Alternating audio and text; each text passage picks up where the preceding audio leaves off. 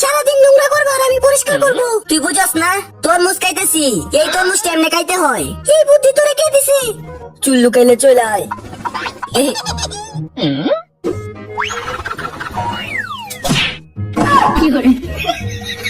সাহস থাকলে কত বন্ধুদের সামনে আইতি।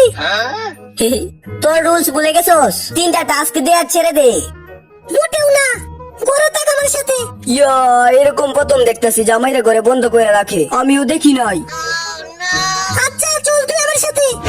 প্রথম রাউন্ড, কোয়েনটা নাচো না কাজ করে এখানে এনে দেখাও। সিম্পল।